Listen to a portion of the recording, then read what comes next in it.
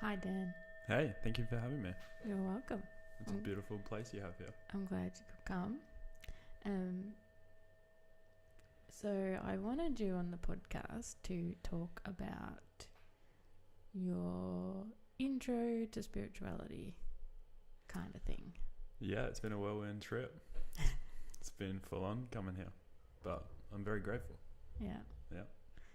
So I received a random message from my friend Mark, who said, "Hey Beck, I've got a friend Dan, he's into the same kind of things as you, wants to learn more. Do you reckon you could help him out?"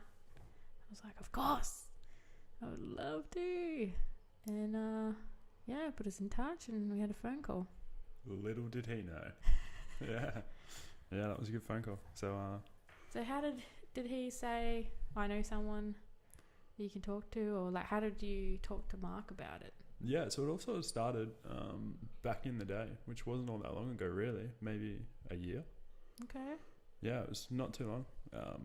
I'd sort of heard of this ayahuasca somewhere, and then it sort of took hold in me somehow. Like I was listening to podcasts and reading different things, and sort of, you know how things sort of tend to gravitate, or you gravitate towards things. So ayahuasca was that.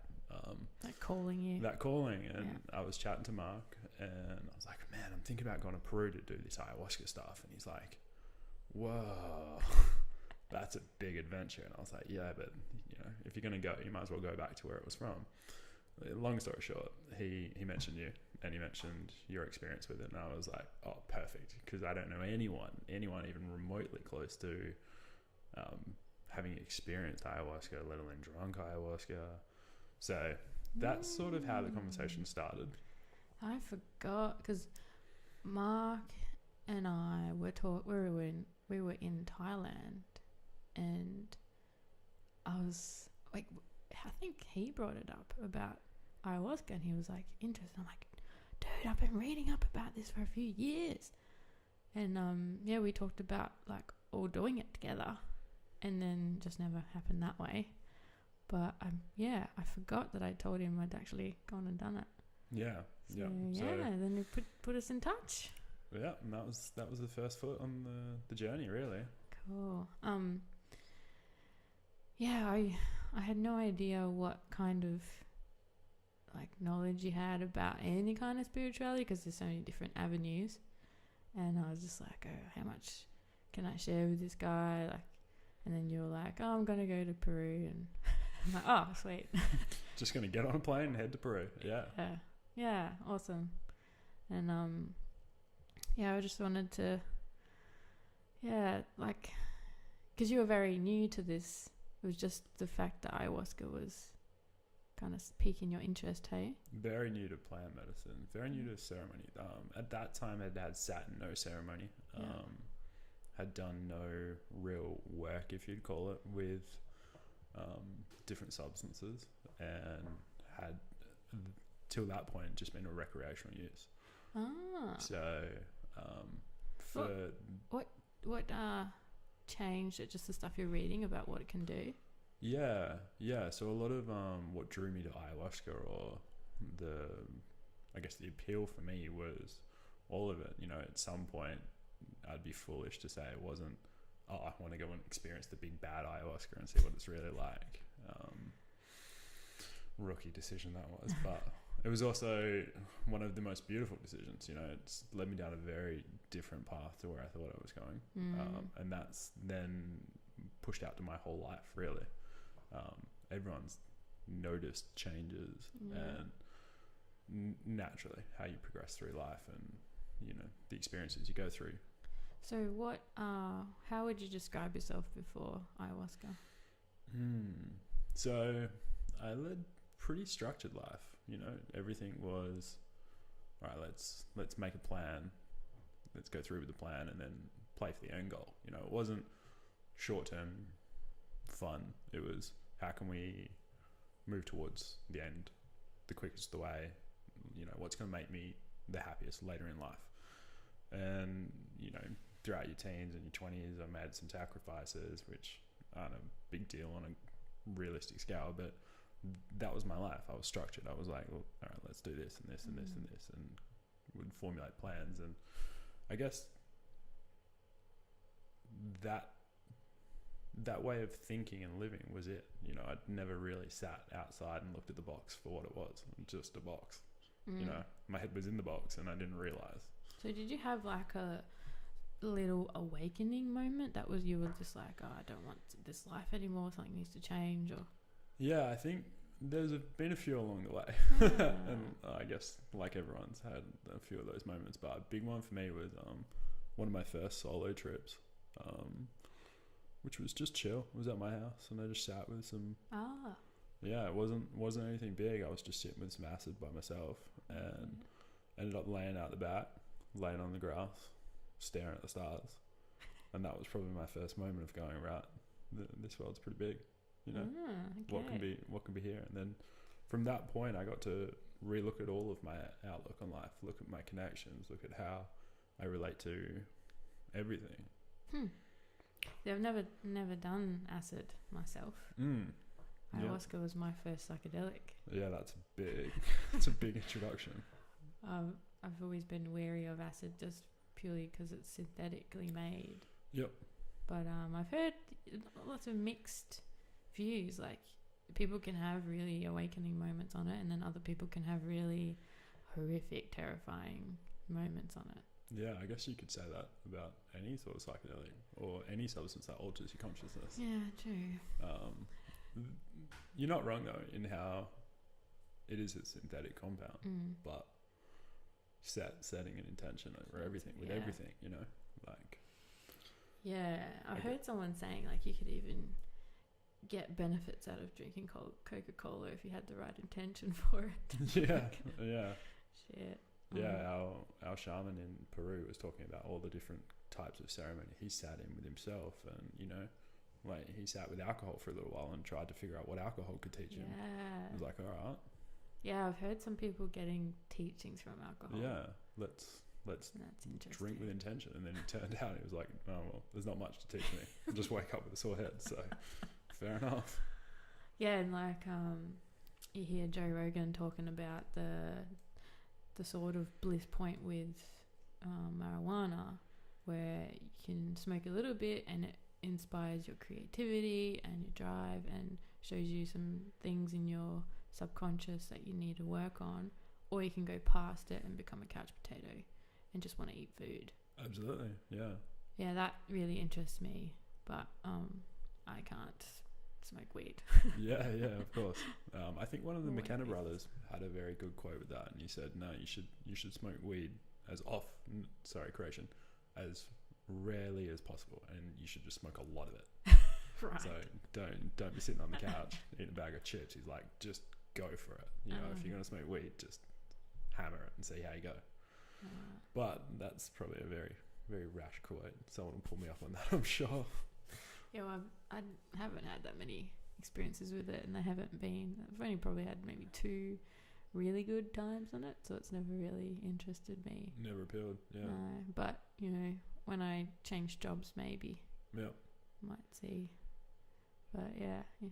I guess it's a bit like anything, you know. I've had hysterical laughing fits about a dog with a crown of flowers, and that was me done in stitches on the floor laughing. But there's also bad times, you know. Yeah. So had you had experiences with like psychics or anything like that before doing any of this stuff? Nope, not at all. I think for the most part, my only other experience with psyche or spiritual stuff. Yeah, not even spiritual, but just psychologists for work. You know, just regular check-ins to make sure I'm doing the right things and I'm mentally healthy. Yeah. Now I look back on it and think there's a lot the Western world doesn't teach us about how to manage our mind and how to manage our thought patterns and just anything to do with our own selves. You know, I think we're very missing in our education about, you know, they teach us how to do maths or science, but nobody sits down in school and says, all right, well, how do you think and how do you relate to yourself? Yeah, very true. Which being constructive criticism of the self and self-aware is super important. Yeah, exactly. And just realizing that your thoughts are just thoughts. There's a lot that you can do, but creating that sanctuary inside your own mind to say, all right, well, I can explore my thoughts because they're just thoughts, they're mine, but I don't have to let them rule me. Yeah, they're not you. Yeah, exactly. That was a very powerful lesson that I learnt, and one that sat with me personally a lot, because I spent a lot of time inside my own head, being the thinking and how do we do this and how do we do that. Naturally, I spent a lot of the time processing. I was just one of those people that would sit there and think about things for no reason. I'm like, oh, I'm a genius. I've got this brand new thought. And then everyone would be like, shut up. Well, I know with my experience, so like I suffered a bit of childhood trauma. So I went searching for counsellors and psychologists, and I think they're valid if you respond well to being told how to do things. So like they would just sit there with their mouths open thinking, how the fuck are you still normal? And I'm like, I don't care about that. Please just tell me how to heal. And none of them could help me. I'm a feeling person. Yeah. So I need to feel something before I understand it. And I feel like for me, psychology just did nothing. And it wasn't until I found psychedelics that actually made me feel different feelings I'd never felt before. Yeah. Yep. And then I understood what everyone was talking about. Yeah, and that's the beautiful thing about, like a shaman or a good shaman or a good facilitator who will allow you to experience those things without pulling you up short of them, because that's the beauty, that's the magic. Well, that's the healing. Yeah, they're very important, especially with ayahuasca. Very much so. Yeah. So would you like to share about your experiences in the jungle? Yeah, I'd love to. So I went to a resort or a tour company called Blue Morpho. They're located outside of Iquitos in Peru, and from start to finish, I couldn't recommend them highly enough. They're not cheap, but I guess that's sort of what you pay for. For me personally, it was a lot of reassurance, never having done plant medicine, never having traveled to South America, never having traveled to the jungle to drink a psychedelic. There's a lot of things, and there's a lot of misinformation, and not misinformation. There's a lot of information out on the internet, and what can you trust on the internet? Yeah. So, do you mean a lot of things missing? Like information missing? Information missing, information you don't know if it's real, information that's, you name it, where do you trust what people are saying? Is this person going to lead you down a bad path or? Yeah. So, I looked to Aubrey Marcus, runs a very popular podcast, jumped on his website and was like, oh, surely he's got a recommendation somewhere. And that's where I started. Yeah. And then Blue Morpho was on the list, and to be honest, I couldn't be gladder I went. So started, we got there, had all the classic nerves, 5 ceremonies, 6 days in the deep of the jungle. It's big. Yeah, it was a big week. Big week. How long has it been now since you've been back? Wow, it would be 10 weeks. So is that it? Yeah. I think I got back late November.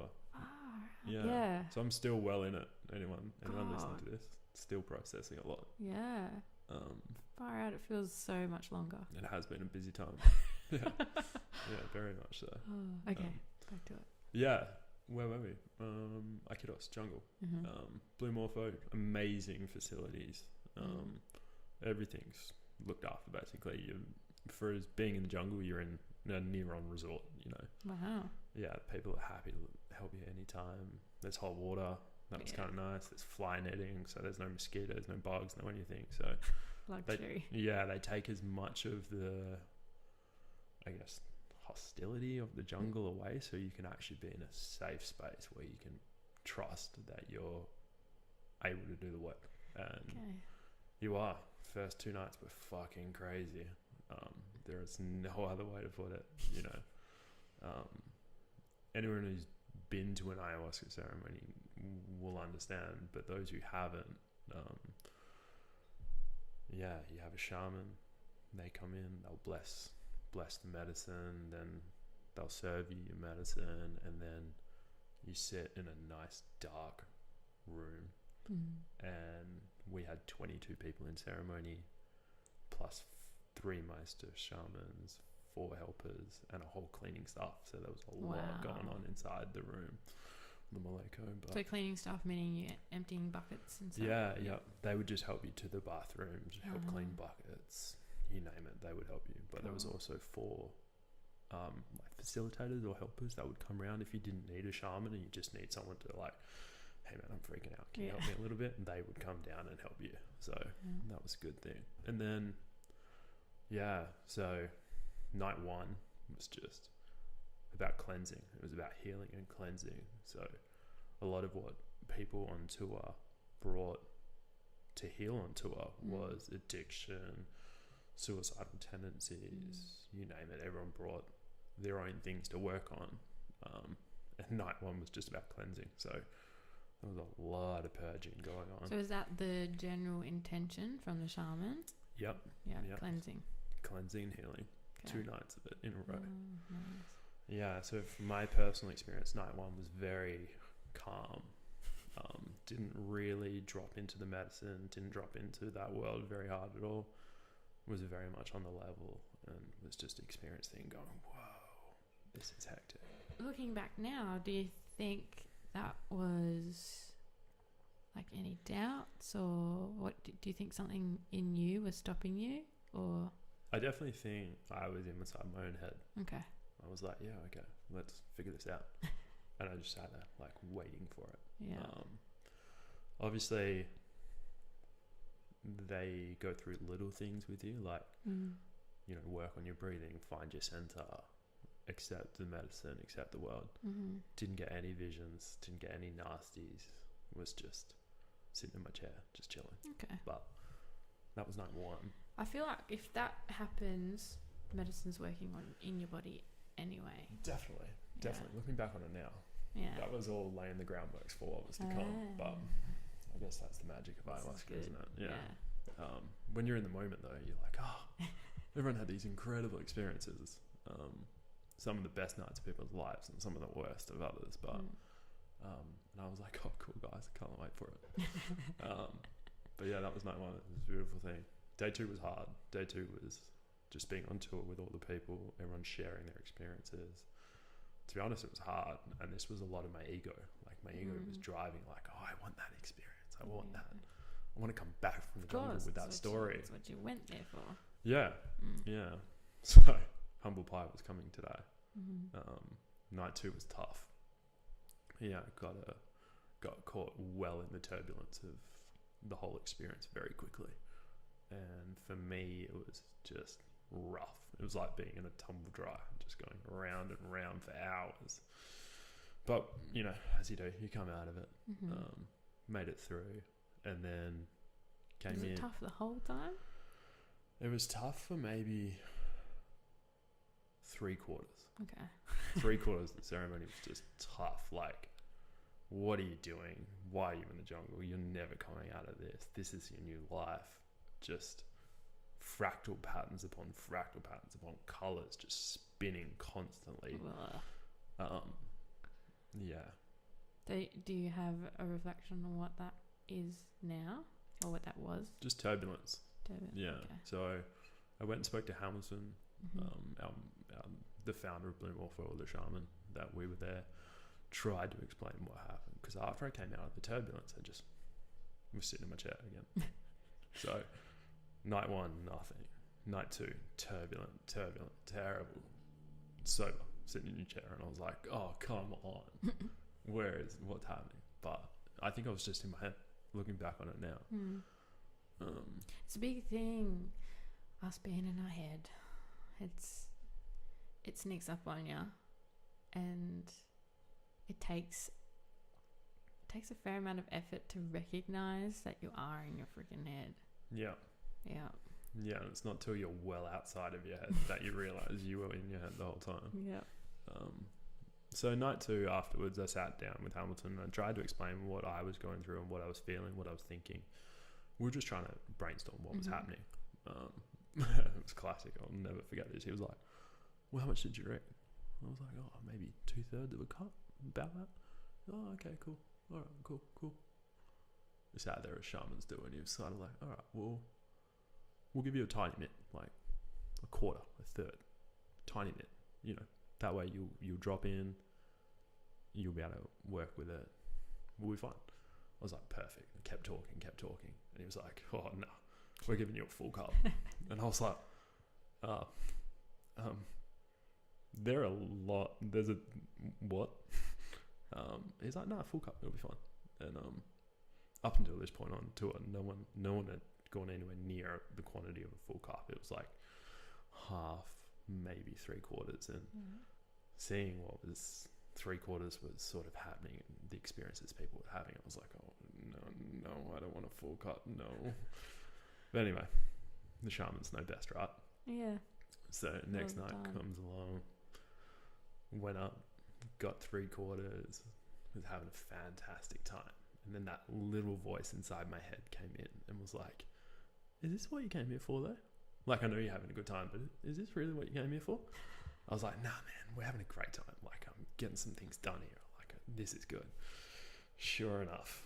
Was that your voice? Oh, that was definitely my voice. Okay. Definitely my voice inside my head was like now I look back on it, it's my ego was driving this, but it comes up and I was like, no.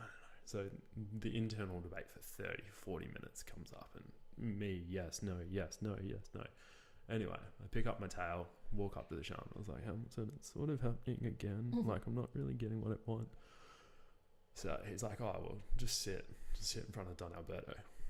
Like 3,500 ceremonies, Don Alberto, just sit in front of him. And I was like, okay.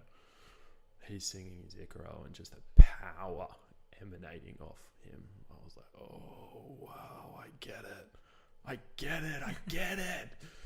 So I'm caught up in this moment of, holy shit, this is happening. So what's happening when he's doing that? Yeah, I felt like my crown was just opening. Ooh. Like I was finally getting the experience that I'd read and I'd sort of chased. Yeah. And I was stuck in that moment. I was like, oh, wow. Of course, they weren't stuck in that moment. So they start speaking Spanish and lo and behold, Don Alberto just starts this big chuckle. And they were just talking about what was happening with me, and Don Alberto's response was just open him up. So, you don't know. Just maybe pull back a bit. Keep sorry. getting wind from it. Yeah. Anyway, go back up, get another cup, and then that was the end of that night. Just completely dissolved into the ether. Took me hours to come back, but that was probably the most profound experience of my life, just completely melting out of your own body. Wow. And that was the night that changed everything, really. Yeah. Those that have been there will understand, and those that haven't will understand. When they get it. One day. Yeah, for sure. So that's only night 3. That was night 3, yeah. So the next night, so we did 3 in a row. The next night, thankfully, was rest night. So we did a fire ceremony, set your intentions back in, sort of had a chance to reevaluate how far you had come and what you want to achieve in the last 2 ceremonies. And night 4, Hamilton's group intention was infinity.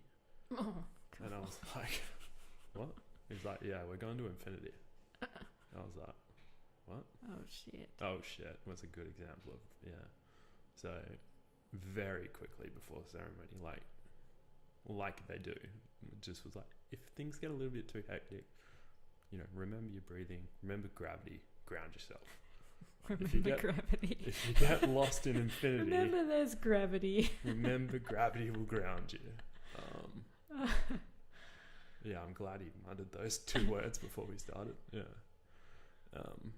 But that was phenomenal. Do you get a feeling before the night as to how it's going to go? No. No? Okay. All no, right. I sort of went in with quiet, confident respect. Yeah, cool. And just tried to embrace the fact that it'll be what it'll be.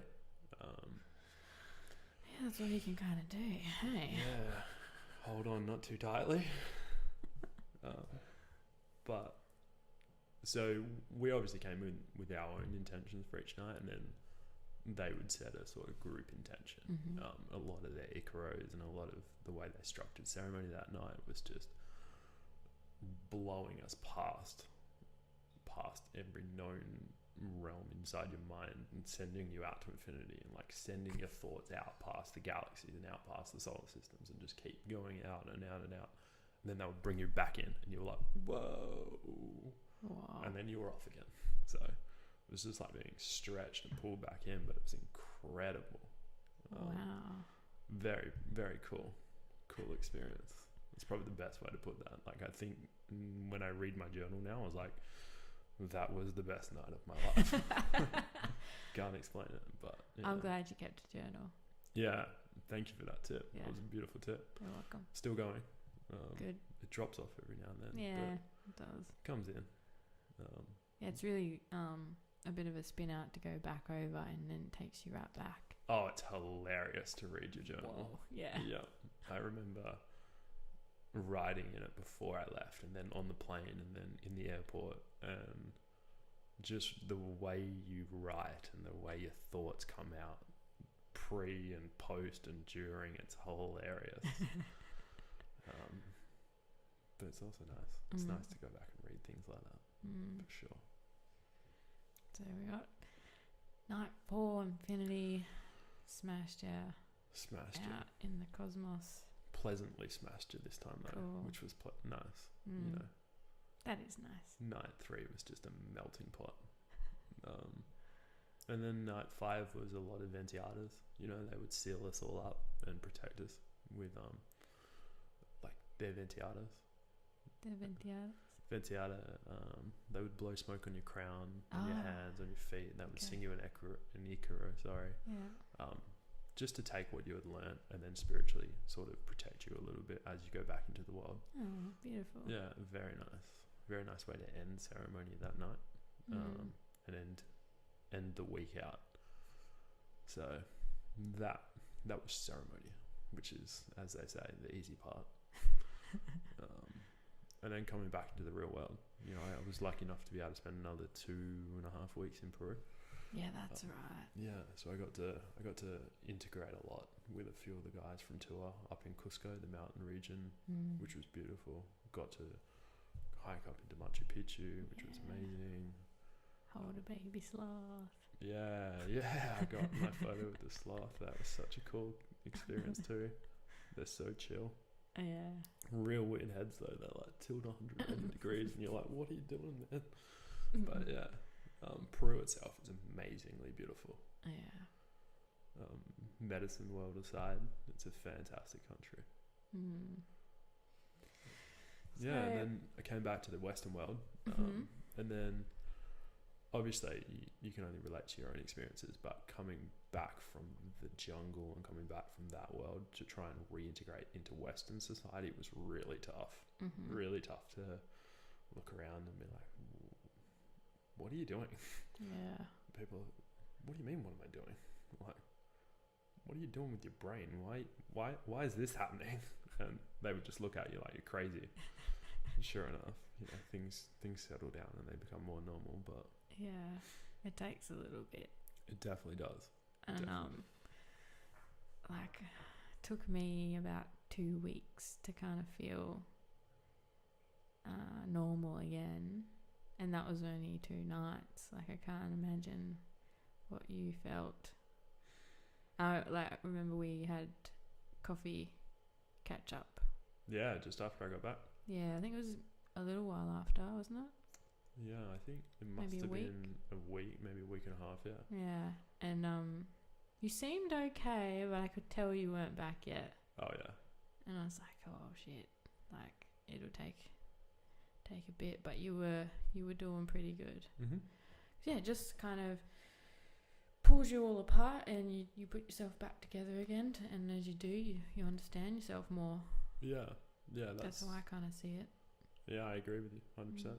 And then the amount of effort you put into how you realign and how you put your own bits back together is really important. And like remembering the lessons you learnt and applying them to your life. Yeah, like I was sort of saying just before we started, a few of those things have coming back again just recently. Where are we? 8 to 10 weeks after. I think around 6 weeks after, I started to lose that real influence. Did you feel like you're going back into old patterns? Yeah, Yeah. 100%. And that happens. Yeah. And then it's like, oh, you got to catch myself going back there. Like, whoa, what's all this old crap again? Because it slowly creeps in. Yeah. And then you've got to, just, I don't know what it takes. I think it takes like your intention as a human wanting to be better every day for you to recognize that, whoop, I'm going backwards. Yeah. And like, oh, my old stuff's coming back. What's going on? What am I forgetting to do or not doing? Like I said I was going to, and so this is good that you've recognized it. That's a huge step. Yeah, just being aware of what my mind is doing and being aware that I can catch myself doing those things as well. For me personally, that was a huge, I guess, I don't want to say side effect, but something I didn't expect from the experience. I went in with pretty open intentions and pretty open, like I didn't go there to heal a certain trauma. I didn't go there to fix any sort of addiction or illness. I just sort of went to see what it was all about, really. And from there I got to learn all about how my mind works in ways I didn't think possible from someone who spent half their life in their head. That's funny. I like that. And I think that the further along this journey you go, you're gonna find that there are things there for you to work on and heal, whether that's this life or a past life or who knows what. Without a doubt. 100%. I think for me personally, it's real funny looking back on my journey from day one to now, how many things have changed. And I think we can all relate to the fact that we've come so far from where we started. And then I look forward and I think, well, how far am I going to go? Where is the end point? What am I going to learn? How much more can I learn? And it's definitely all about the journey now, sure. Not the destination. For sure, yeah. It's just about having fun in your spacesuit. Yeah. I wanted to ask also, how it goes, because you have a partner, so that would be tough as well. Yeah, poor girl. She's amazing. Yeah, she's very good. I'm very so lucky. Patient with so patient with me.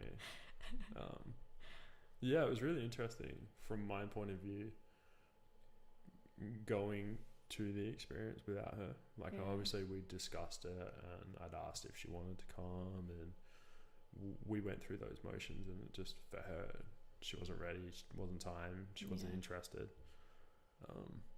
So I did the logical thing and just went.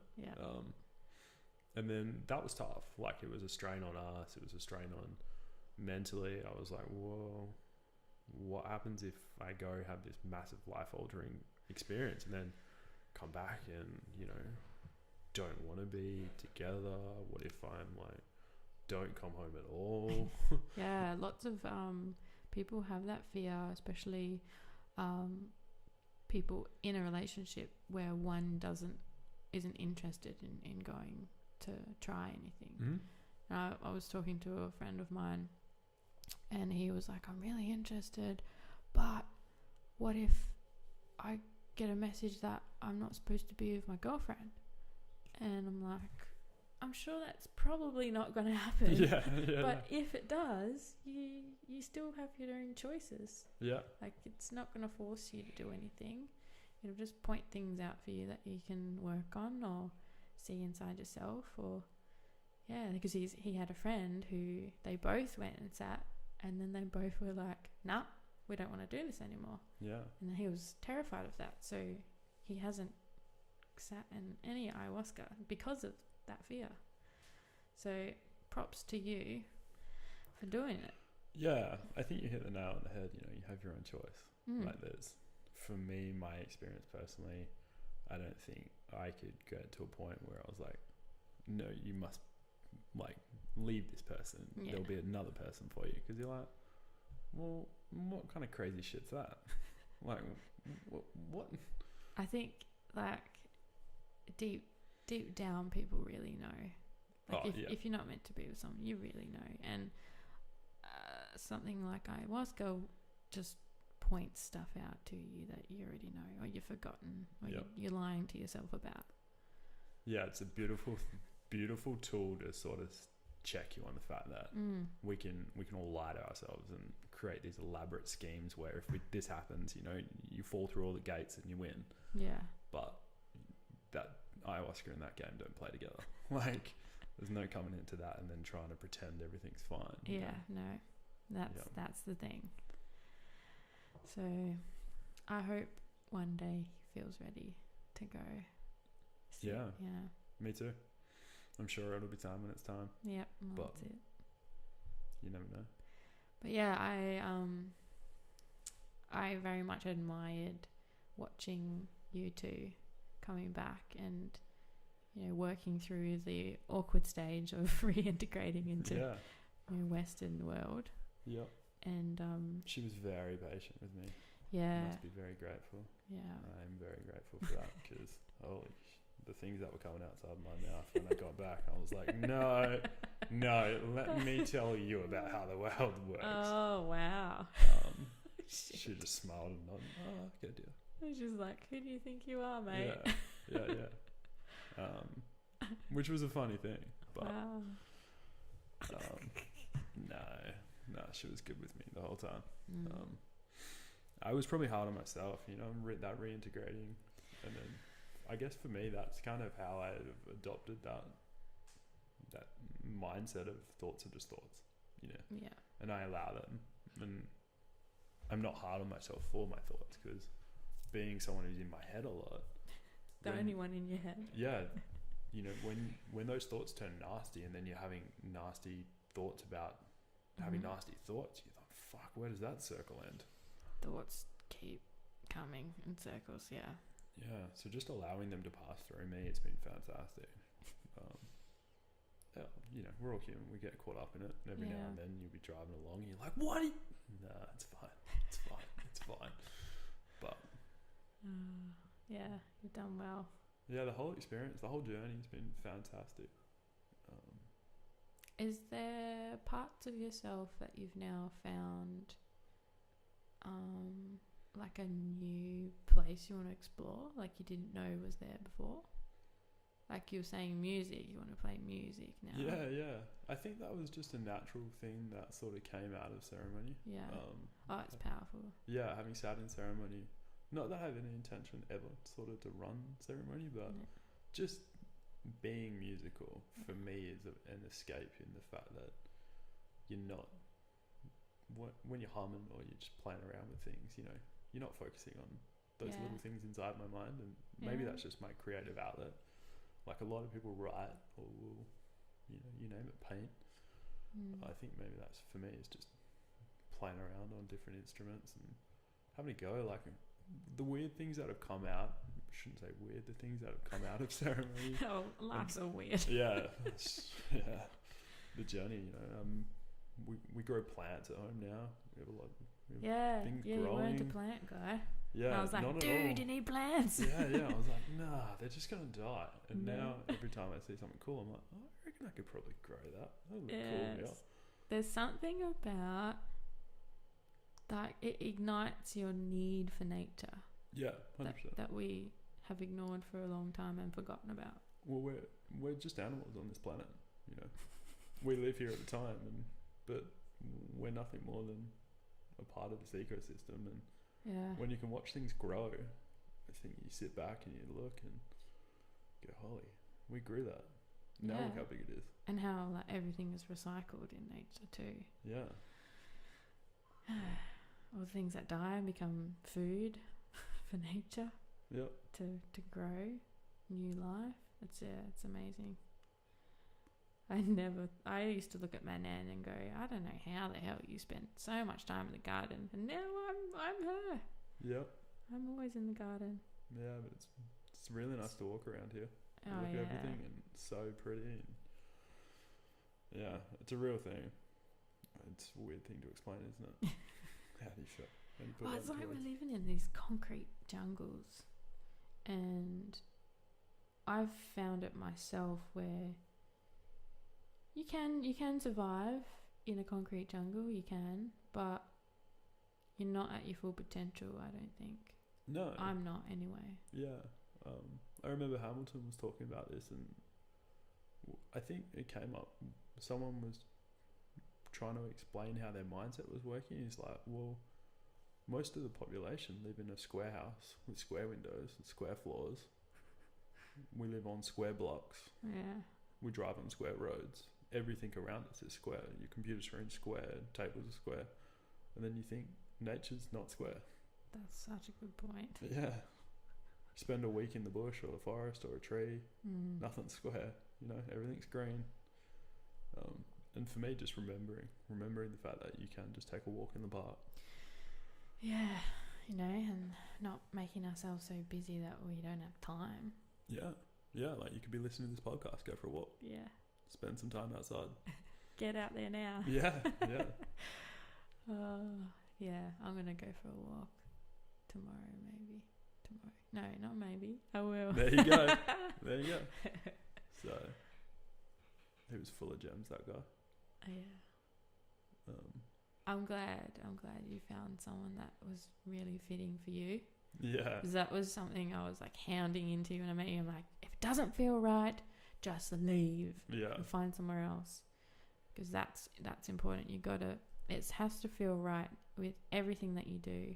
And especially in a psychedelic environment, you need to feel comfortable and safe. Otherwise, it can get pretty scary. And you know, there are horror stories out there, so you do need to be careful. But for the most part, most people and most shamans are just there with loving intent, and they want the best for you. Absolutely. Yeah. Like you said, that's where I guess we go back to where we started. The information, the misinformation out there is really tough. And I guess looking back on it now, the horror stories that you hear about Aya or any sort of plant medicines, you don't know what people are bringing into those experiences. Exactly. And you don't know who you don't know, are they in the local mall down the street and a bloke brings out a frog and he's like, do we want to smoke this? And you're like, oh, no, thank you. Yeah, dodgy. But some people will take that experience. Mm-hmm. And that might be a good experience. For sure. Who sure. knows? It's going to be an experience, I wouldn't do that myself. No. But, yeah, like, let's talk about synchronicities, because that just reminded me of just random stuff that can just happen out of nowhere, and you're like, I've just been talking about this, and there it is. And, yeah. Do you find you get a lot of synchronicities more so now? Do you have synchronicities that happen? Like how I was telling you about the bottle? Do you have stuff like that happen? I think when I'm conscious of it and when I'm being mindful and being aware of my surroundings, they're there. Okay. But for the last couple of weeks... Been a bit disconnected? Yeah, 100%. Yeah. Just on autopilot, going through. Yeah. And that's when you miss the little things, and that's where, if you're looking personally, if you're looking for those little elements in life that are sort of like, I remember that. That's kind of cool. Yeah. Yeah, they're there and they're all around. But when you're closed off to it, either you take it for granted, you miss it completely. Yeah. Who knows? Well, I would suggest to you to get yourself some oracle cards. Because to me, they are tools to connecting with spirit or God or universal energy or whatever you want to call it. And it gives you a moment to kind of center yourself, get in the zone, and ask a question specifically. And they are tools to help kind of strengthen your intuition and your connection with spirit. And so you sit there and you ask a question, you shuffle the deck, and then you go to the card that kind of catches your eye, or you can wave your hands over it and see if you feel something funny. And then you just pull out one that kind of calls to you, or if nothing calls to you, just pull the first one you look at and flip it over, and more often than not, it will apply to something quite relevant in your life. And that's when you're like, okay, I feel like I'm definitely not alone now, because that is trippy as, and there's no way that another card could have told me that, which I've just been experiencing in my life. So if I ever get disconnected, I just reach for my oracle cards and I'm like, okay, I need to reconnect and find what I'm missing right now. And I'll pull a card or two or three, and I'll be like, oh my God, could you say that any better or any more clearer? And yeah, it just brings me right back. But I might. Do you have any oracle cards? No. Okay. No, I think my partner does. Cool. Yeah. Yeah, so I might have a flick. For me personally, that's one of those things that until I experience it, Yeah. I find I have trouble believing. Oh, here we go. Here we're back into the skepticism. Yes. So I was a big believer of like, if you can't prove it, or more so if I can't experience it, then I can't believe it. And then I hear things, I'm like, oh, that's so woo-woo. But I guess for me, in this point in my journey, I'm like, I'll give it a go. What are you going to do? Yeah. You know, What have you got to lose? Exactly. I really embrace the skeptic within me, and I encourage everyone to embrace the skeptic, because you aren't going to believe until it happens to you, or you see it happening to someone else, because you could be blocking it yourself. But for me, it was definitely, I've got to experience it before I believe it. And even when I did believe it, I was still skeptical. Nah, I mean, even when it did happen, did it? when it did happen, I was even skeptical. And I still have it now. Like right at this moment, I can feel the skepticism with some things that are happening for me. I'm like, am I really accessing the right information right now? Because I get a lot of messages come from spirit, and in the beginning it was hard to differentiate it, whether it's my thought or something higher than me. Yeah, so I was going to ask, how do you inside quantify that? Do you trust your gut, or do you try and find that message and not fact check it, but what's sort of your process to make sure that you're not just thinking, oh, It's not is my that a ego. message, or is that me saying that? Yeah, so it's tricky. Basically in the beginning it is kind of like an idea that gets implanted into your head out of nowhere. And in the beginning it was just things like, give this person your crystal. And I'm like, whoa, where did that come from? Like my most prized crystal, most expensive crystal, and I have to give this to that person? Why? And I'm like, you know what? I'm just going to experiment with this, and I'm going to try. So I would give it, and then I'm like, okay, now what? I've just given away my favourite thing. My favourite. And then another thing would come. And there was a really, really amazing experience, and I'm sure that this person won't mind me sharing. So I had just started a new job, and I was emailing somebody to come in to the office to fill out paperwork and stuff. And while I was emailing her, I got a message, she needs Palo Santo wood. And I'm like, this is a few years ago, so I was still kind of learning what those messages were. And I was like, what the hell? I don't even know this person. What if they're so not this way and they're going to think I'm a freak? And I was like, you know what? Fuck it. I'm just going to bring it. And if the opportunity presents itself, I'll do it. But if it doesn't, I won't. So I had it in my pocket and I was there doing the paperwork and watching the induction videos. And then the two people that were in the room left for like a smoko break and I stayed in the room and so did she. And all of a sudden, I'm above my body, looking down, watching myself say to her, pulling out the Palo Santo, I had a message for you that you need this. And I just met her that day. And she goes, what is it? And I'm like, it's Palo Santo wood. You use it for cleansing energy and grounding, and you can get rid of negative spirits and stuff like that. And she goes, oh my God. I have been asking my guides for help because the place where I'm living has a spirit in there. I know it. I can feel it. And I've no idea how to get rid of it. And I was just like, oh my God, what? Have my magic wood stick. And so that's like more confirmation of listening to that weird idea that comes in that, you know, it's always for good. Yeah. It's never like anything evil. It's never like give my Palo Santo and expect a bag back. No. It's, you know, it's gifts given freely, isn't it? Yeah. And it's never malicious or anything like that. So the only ideas that come in are beautiful.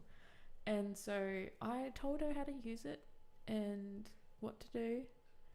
And she reported back saying that she's been sleeping amazing and it's just felt so different now. And then she went around to all her other properties and did the same thing. And she's just like, thanked me. And she was spinning out and she was like, I've told my family and they can't believe it. And so to me, that was just like, wow, I really needed confirmation to make sure like I was had the right idea that something is like helping me. And now I've become a little messenger for people. I don't get like huge messages or anything like that, but I get little things that people might need or and what I have found is if I ignore them, I don't get any, they don't talk to me for a while. Yeah. So I have to keep listening and doing as they ask. Like one was I got a message that I had to pay for someone's fuel. And I was so broke at the time. And I was like, no, I'm not paying for their fuel because I need the money. And then after that, I was just like, oh, you really should have done that. Yeah. I just felt it. And I was like, oh. And then they just stopped talking to me for ages. And I had to like... rebuild that relationship. Yeah. So it's really... This is the first time I've like explained it fully. No, it's it makes a lot of sense though. You know, just in the way I relate to the world and what I would consider spiritual is similar in the fact that for me it's more like an intuition. Like, I could just give this to somebody and maybe they'll use it, maybe they won't. And then good things come back.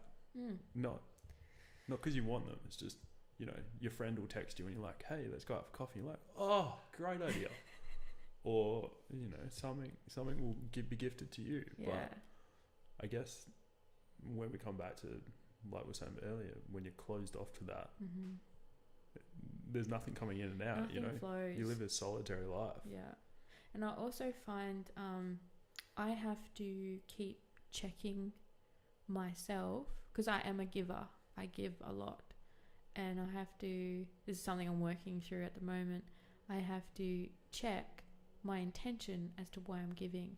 Am I giving because I'm feeling I need attention and like praise? Am I giving because I want love?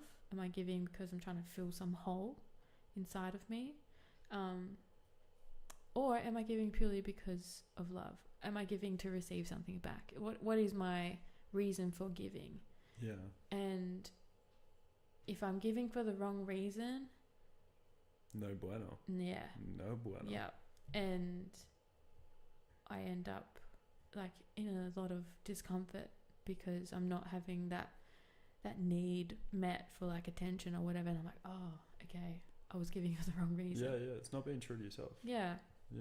I think we can all relate to that, really, with one way or another, and how we go about life, and everyone remembers that moment where you're like, oh, I'm gonna do this. Oh, I shouldn't have done that. Yeah, that was not the move. And also like just giving too much of myself too, like just little things like people asking for something, and I'm always happy to do things for people, but I have to keep myself in mind. Like if people come to me and they're really going through a hard time, I always want to help them, but if I'm not full myself, it's best not to. Yeah. But that's a tough lesson to learn, isn't it? It is, yeah, because I'm so nurturing and I just want to help everyone, and it's a lot of like pleasing people and stuff. I get so much from it. But I just have to always check where I'm coming from. And when I am giving in that place of love, so much more comes back to me and you're not expecting it. Yeah. Like I have a friend say to me, you get the coolest shit. I'm like, I know, it's amazing. But when you give the coolest shit though. Yeah, like how many times have I come around and be like, what?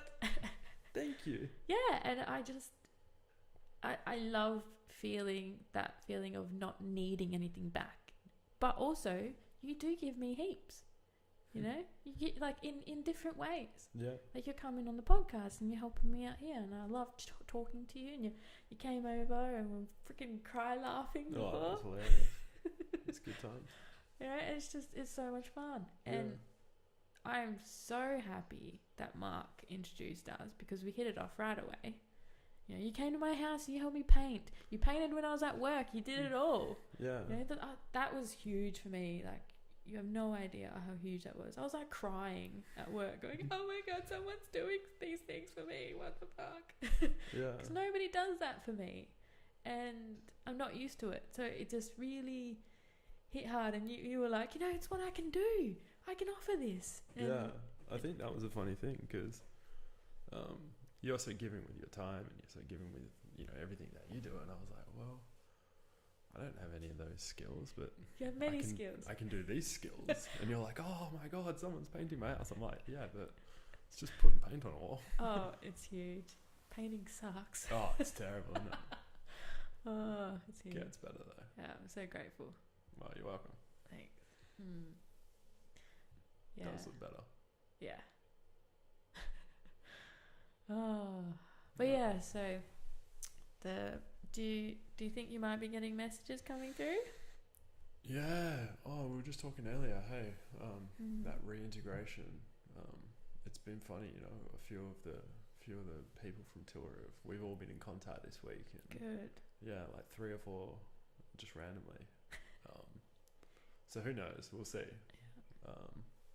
I think I've had my time to shut my eyes from it all and be like, no, the world's fine, it's all fine. And now I'm sort of like, are you being true to yourself, bud?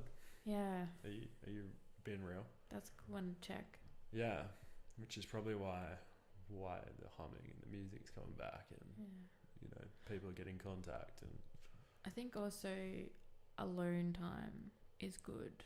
Like, I remember you saying you're going to take some time for yourself and go and work things out. Because, like, I've heard this a lot. Like, men do need to go and think sometimes.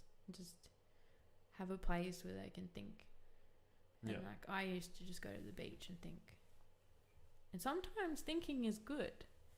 To really, nut out a problem. With intention. Yeah. Yeah. Yeah, and not slip into thought loops, but because our brain is just a tool, and when we use it like a tool, it's useful. But when we let it try and take over, that's when it's destructive for us. Oh, that's no good. Yeah. Yeah. So, like, I'm trying to learn how to use my brain more as a tool now, and to also live from the heart and not the brain. Yeah. Yeah, a lot of what we worked on tour was opening the connection between your brain and your heart. Just allowing that love to flow through, and allowing your mind to be open to a point where you're telling your brain, talk to heart. Yes. You know, it sounds silly, but when you sit there and you find your center and you're like, brain, talk to heart. Yeah. See, that's starts talking. That's a really funny concept that I love, and it's not until I've worked it out myself that your brain can be off on thinking tangents, but there's also another part of you that can come in and talk over the brain talking and thinking. Like, that to me is a spin out, because I first discovered it when I read Louise Hay's book, You Can Heal Your Life, and she was pointing out that your brain is not in control.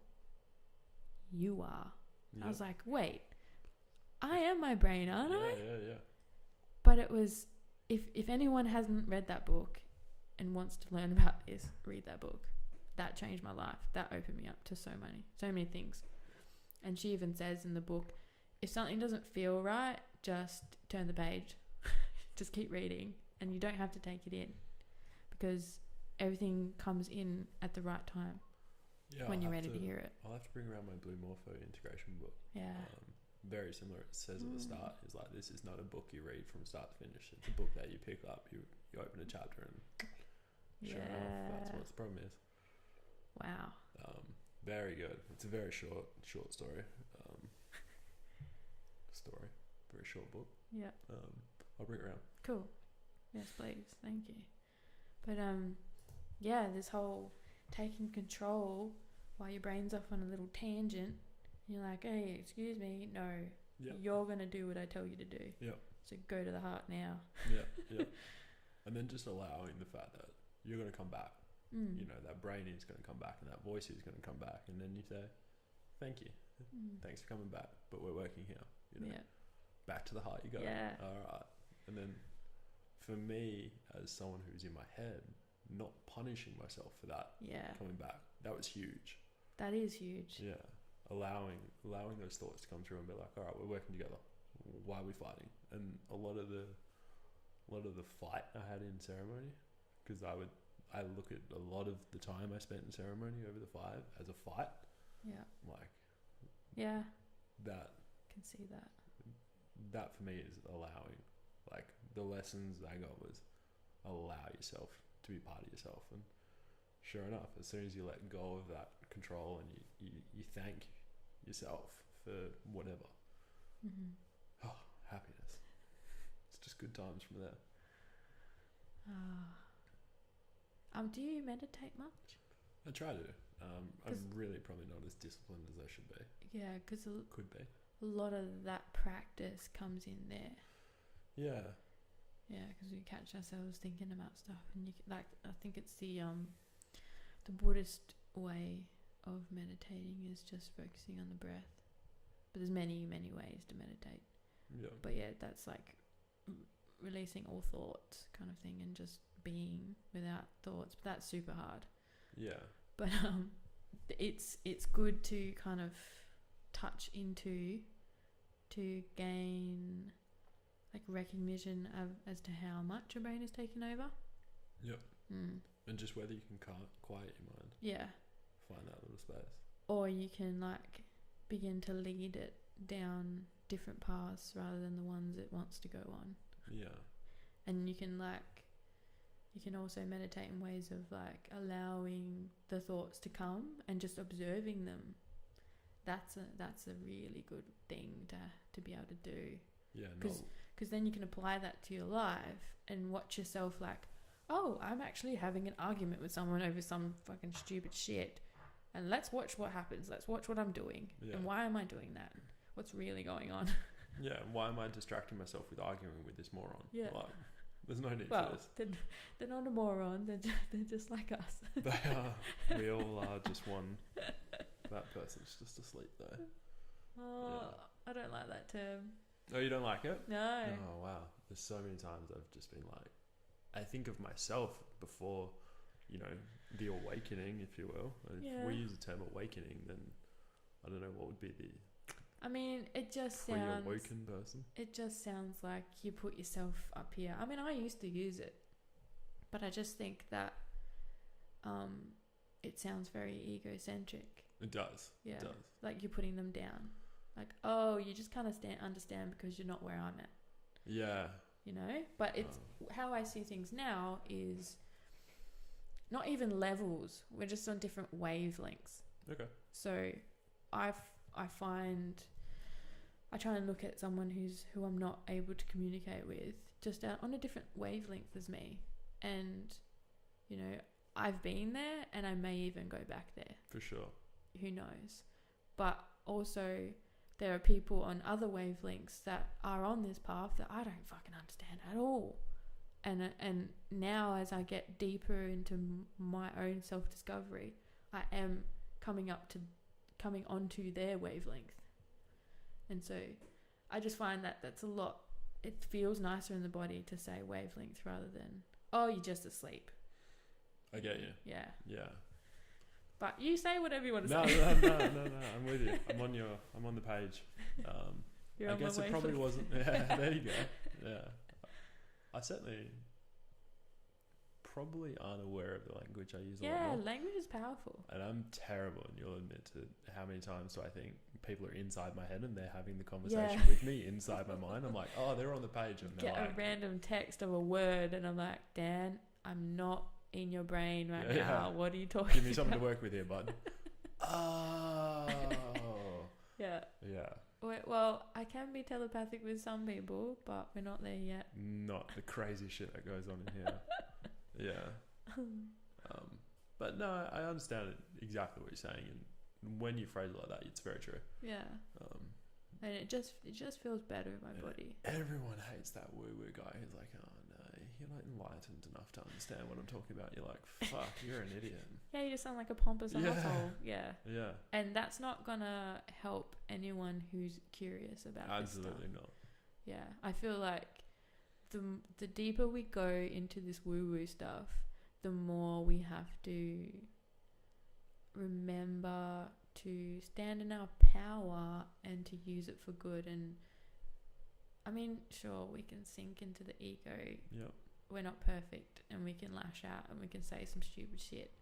But if we just, the language we use has to come from love. Yeah. Love and kindness. Yeah. And that is what's going to bring people towards you who are searching for their own answers.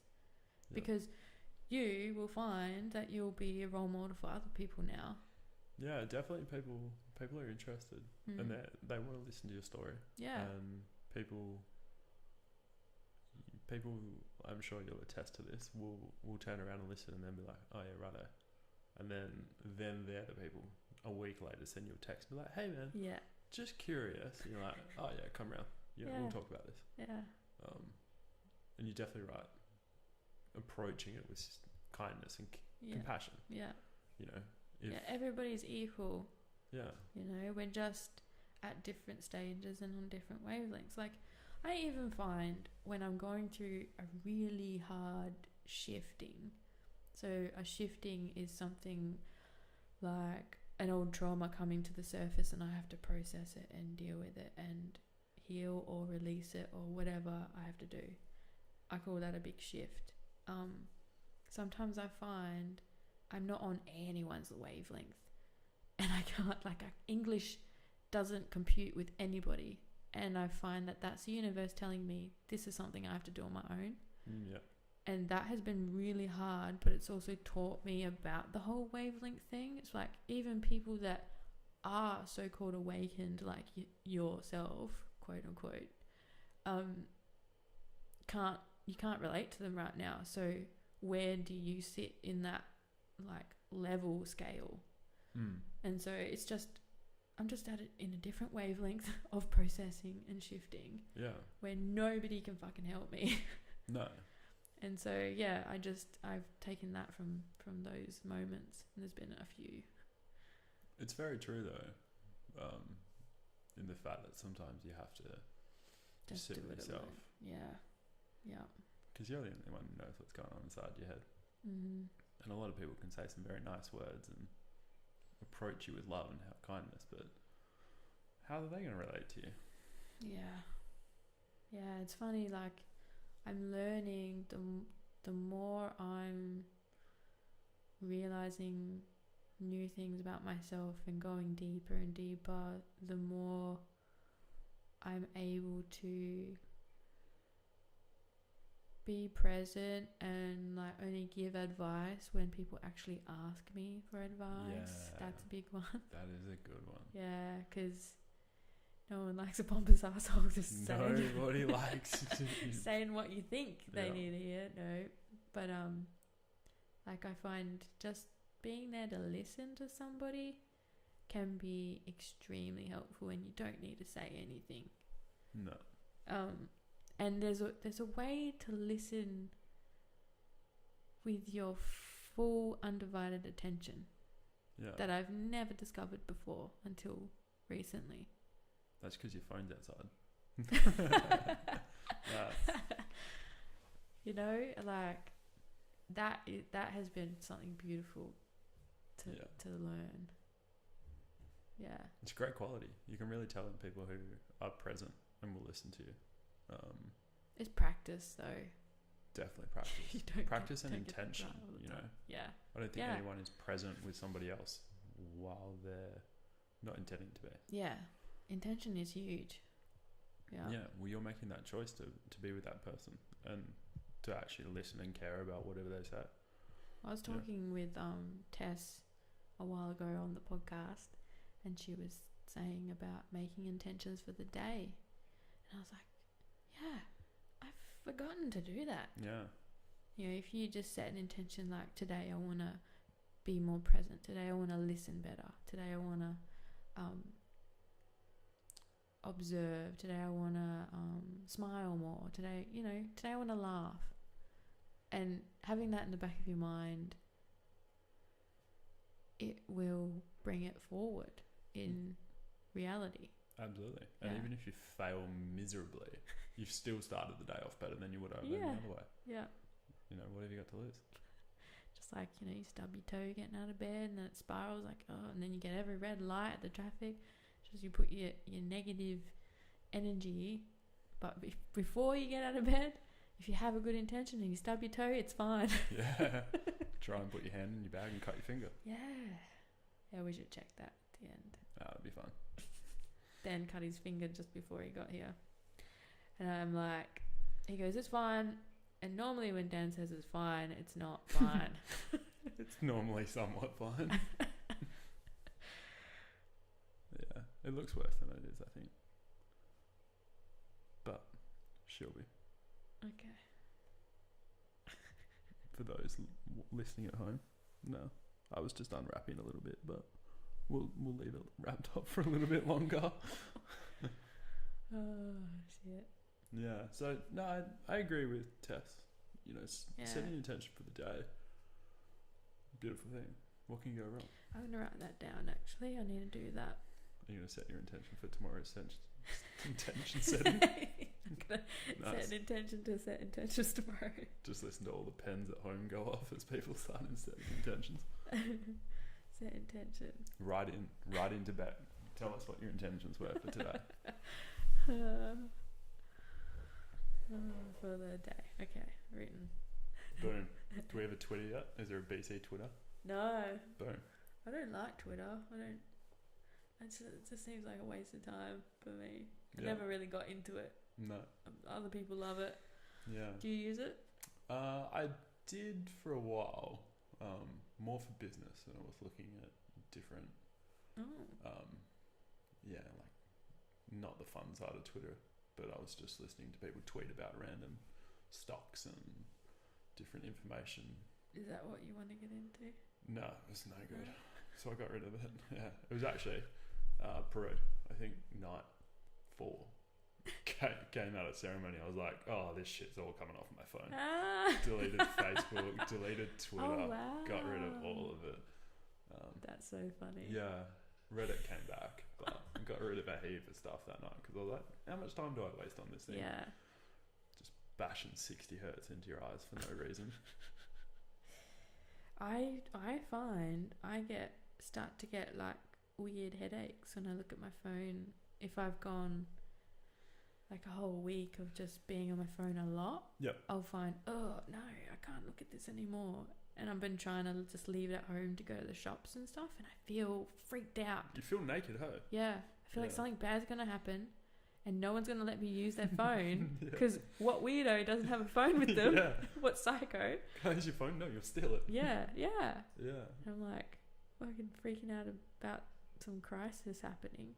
What if aliens land and I don't have a phone? You'll find out 10 minutes later. No, like to help me. Like Oh. I'm just trapped somewhere and there's I don't think aliens your right phone's here. gonna help. Yeah. Maybe. Maybe text you. Don't text me. I'm not coming if there's aliens. No, it's true though. Did you see any aliens when you were in the jungle? No. So I was didn't have any visions. No entities, no animals, no Just anything. patterns. Just crazy fractal patterns. Nice. I guess like anything, you know, you look at artwork and you can relate to ayahuasca art or Yeah. like DNT inspired artwork, and nothing I experienced really related to that, but that's the nature of the beast, really. I've had aliens in journeys, and that was shocking because I actually thought, so I've heard people talking about experiencing aliens in ceremony, and I was like, oh my god, do you like go to some place in your mind and you're right there talking to them like it feels like real life? But no, I had visions of ships and stuff flying around and what their influence on us humans was, stuff like that. And I'm like, I don't understand it. I can't make sense of it yet. Yeah, they're the ones that you sort of just have to let your subconscious process and be like, all right, I'm not trying to work this one out. Because I believe in aliens, but it's like,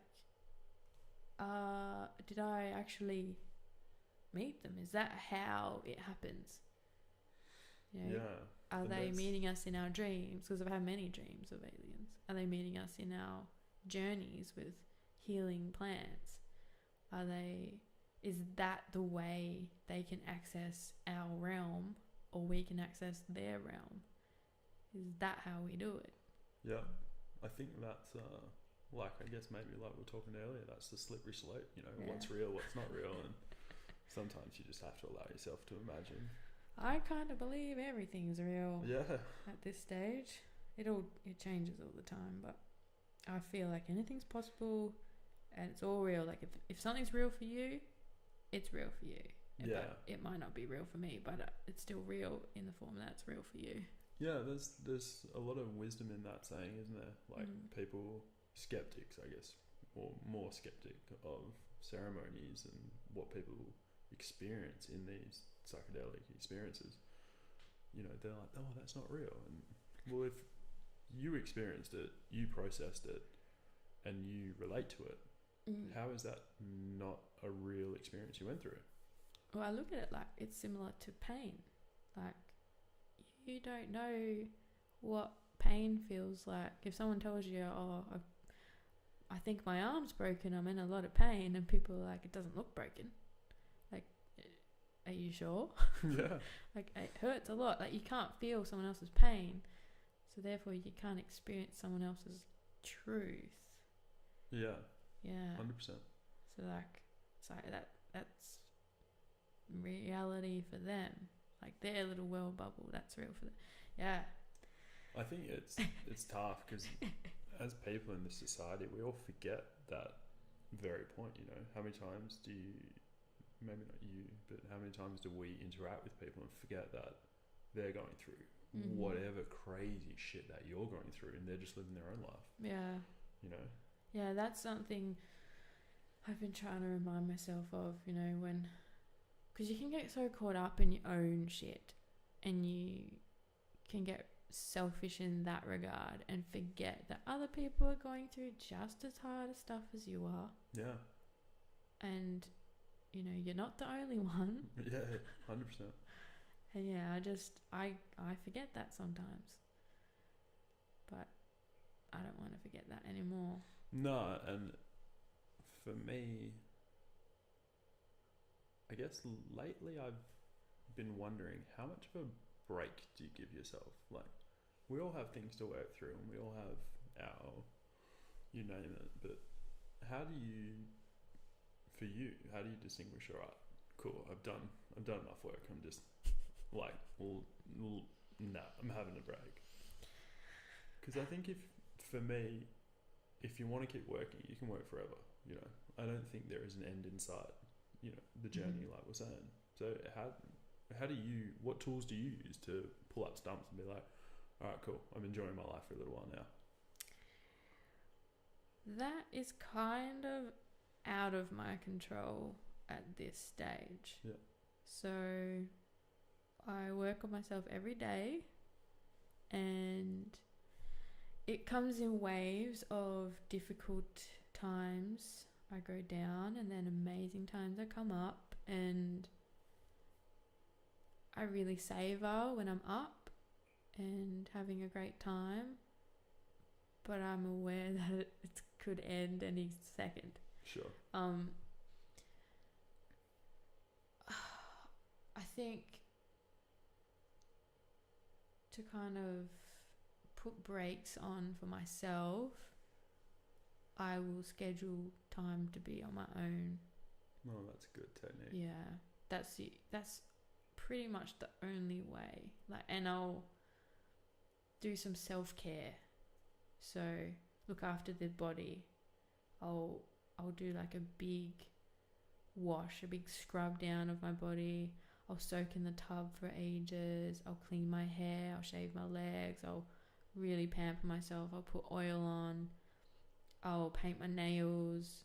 I'll do a facial. I'll really like brush my teeth, like extra thorough. do all the stuff. And I'll like cook a really nice meal, or I'll read a book, but I don't do enough of that. Yeah. And because I love the work, I love learning about myself, but I'm glad you've brought this up, because like today I've seen so many different people, and it's only the second day of my R&R. Yeah. And tomorrow I'm seeing a bunch of people again, and I did have 3 or 4 days of nothing planned, and then all of a sudden, boom. They're all full. Yep. Yep. And I, you know, for me, it's important to make my house really nice, because I love pottering around here, and like the garden here and my room here. It's just, I just love this place. And I've, you know, recently moved here. I've still got boxes to go through. And it's only going to get done when I do it. Yeah. You know, and the unit, I still have to paint the doors and fix the oven, you know, and fix the toilet leak. And I've not been putting that as a priority, which I should be, because I've just been too busy. But yeah, it's a tricky one, because if I don't take time to stop, I will get sick, or I will just get overwhelmed. Yeah. So maybe a good reminder for us all then. Yeah, that's the only way I've found, because I'm so deep in it now that it just happens to me whether I ask for it or not now. You can, I should correct myself, you can ask for less. Yeah. You can say, hey, spirit, God, whatever, this is my breaking point. I need a break. I need help. Please ease up. Yeah. And generally they will listen, unless this is a big lesson for you. Yeah. I found that.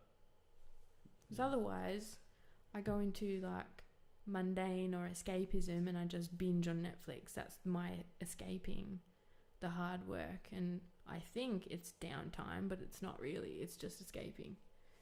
So that you have to be productive in your downtime, like self-care. That's probably the best way I've found.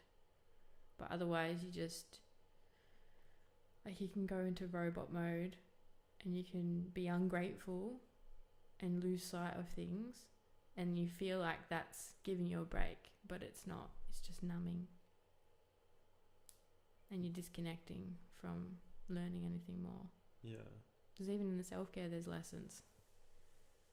Yeah, and that's, that's Does that make the time. sense? Yeah, I think so. For me, Yeah, cool. how I relate to what you just said is, that's the time that you take to unpack everything. Yeah. And then, all right, maybe I'm not working more, but I'm unpacking, and then I'm relating myself with what I've just been through or what I've just worked through. Yeah. And even like doing things you love, like your hobbies, like, your new instruments. For me, I love painting. And when I'm in that flow state, because you get there, epiphanies come. Yeah. And you see things from a whole new perspective. And you're like, that was easy for me to get to that place. Yeah. I didn't have to work so hard. Yeah. I was just doing something that makes me happy. Yeah. I think maybe that's what I was trying to get at with my question, Yeah. Like, Well, you do the painting and... Yeah. Sometimes you just have to approach it differently, don't you? Yeah. Like you said, with spirits, hey, give Give too me a much. break, yeah. Show me a different way. Yeah. And that's your chance, Yeah. That's how I relate. When things are a little bit too hard or too different, I'm like, oh man, this isn't working. Let's do something different. There's that, and then there's also like allowing yourself to sit in the uncomfortable. Yeah, that's gold, isn't it? Oh yeah. And Yeah. move towards the uncomfortable and move towards your fear. Because if you don't, then your growth slows down somewhat, I've found. Okay. So for me, this podcast is a huge thing for me, stepping into my fear. And I'm determined this year to grow as much as I can, like balanced wise. I don't want to overwhelm myself and my senses. Sustainable growth. Yeah. But I'm like ready to do the work. I want to sit in the uncomfortable. I want to enjoy the bliss that comes from doing the hard work. Yeah. Because it's fucking amazing. And being able to help other people, it feeds my soul so much. And the more I learn about myself, the more I can help other people. Yeah. 100%. Yeah. Because, fuck man, I was so lost. And if I didn't have the people that have helped me, I wouldn't be here today. Yeah. Yeah. And now you're helping everyone else? Well, who knows? Don't listen to me. I don't know anything. No, you've been a tremendous help to me personally. So I'm sure everyone listening will be able to say the same thing as well. I mean, just coming from a place of such darkness and thinking the world is a fucked up place and hating everyone and hating everything, to slowly being shown that there are good people in the world, because all I saw was evil. That I was like a rabid animal that had to have trust slowly develop between me and someone. Yeah. And for me, that someone in a huge way was Belinda. There were many people along the way. Another one was Robin. And Bonnie.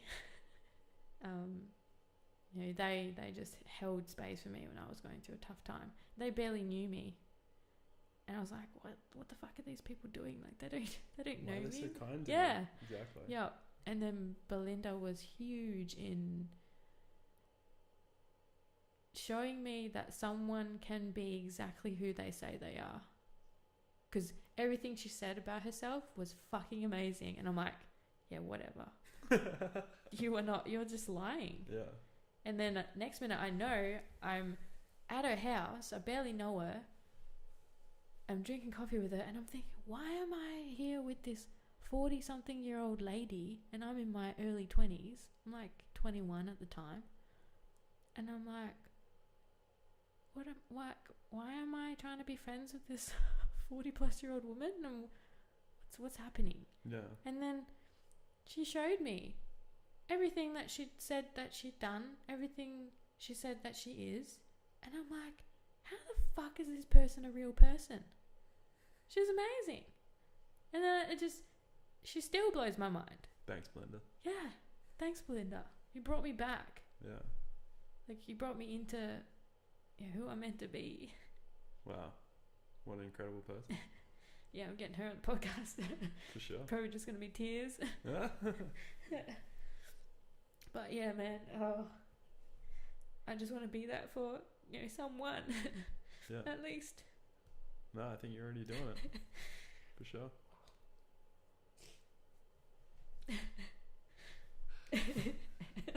I thought the tissue would be for you.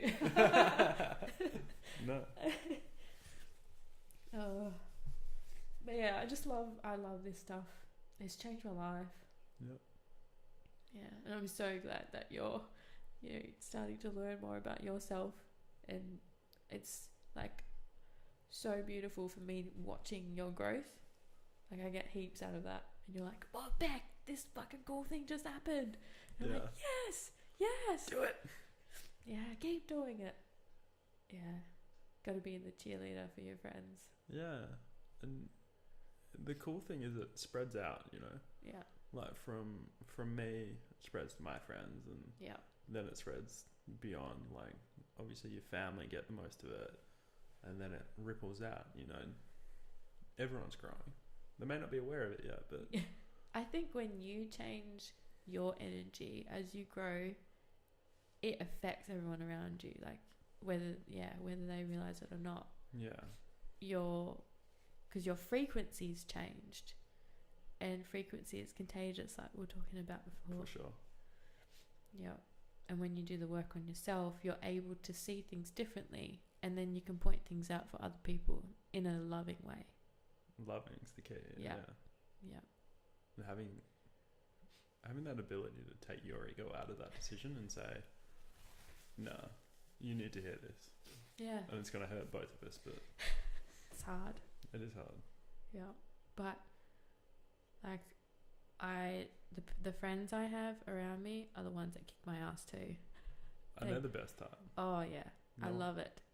They pull me up on my shit constantly. And I'm like, yes, all right, I'll go work on that. Thank you. Yeah. And they're totally cool for me to do the same, and that's what That's what a friend is. Mhm. I think the sooner we break down that stereotype of what gets shoved in our face in the Western world of what a friend is and what this is and how you relate to this, you start making your own choices. Like, you want that out of your friends, but not everyone wants that. And that's where it gets tricky, isn't it? Yeah. So what do you see for yourself in the future? Do you see anything? Big question, hey? What do you want? The journey. Nah. What do I want in my future? I guess it's kind of where I got stuck before I sort of tuned out a little bit, I think. Whoa, mind blown moment here, everyone. Sorry about that. Yeah. I think I want to just continue down the path I'm on. I don't think it's a bad way to go. Yeah. I found when I have a very set path, it Mhm. changes anyway. So my intention would be to go on, continue loving, continue working, Yeah. opening that heart, opening the mind to the heart. Heart is huge, especially I find, especially for men. Yeah. Men find it hard to allow themselves to open the heart, I think. I will agree with you. Yeah. I think a lot of the role models, I'm nearly 30. A lot of the role models I had growing up were that traditional male stereotype. Macho, this, that, whatever. And it was still seen as a sign of weakness to open your heart and be loving and be caring, which is what it is, but doesn't have to be growing forward, No. like we've seen in the beautiful souls that we've all met. It doesn't matter, your gender's irrelevant, Yeah. I think for me it's something to work on and to continue to work on. So everyone would be. But that would be one. I'd love to head back to Peru. Yeah. Take my partner out there, hopefully one day. Yeah. Who knows when that'll happen, if it'll happen. But Yeah. that'll be a story to tell. One way or the other. Yeah. That'd be beautiful. Yeah. It's an awesome place. Yeah. I think the more work you do on opening that heart too, you'll be a bit of a beacon for especially for men. And in, you know, your line of work, I think it will really stand out that you'll be able to talk to them from a place of love more so. Yep. You know, because when you work with mostly men, it's tough. A lot of the conversations are very on the level. People don't want to, you know, nobody wants to step on anyone's toes, and no one wants to go too far. And you know, mate, no, you can't do that. And you're like, all right, bud, let's just talk about the weather or the cricket or something then. Yeah. It's just, what are you wasting your time for? But when you can sit down and you actually have a conversation with someone, they're more than willing to open up. And I love it. I love it when people, especially guys and my friends who for most of their life have never expressed themselves, you think, wow. And then you see them actually start to express, and you think, whoa, where's this been? Like, I don't know, it's never come up before. I was like, buddy. It's something so healing when people are just authentic. Yeah. Yeah. It recharges you. Yeah. It recharges you to see people and go. Puts their face back in humanity. Yeah. Yep. And that you love got to put comes yourself in. out there every now and then, don't you? Yep. Well, not every now and then. You just got to put yourself out there. Oh, I think there is a time and place. I will agree with that. Yeah. Yeah. For sure. But more often than not. Yeah.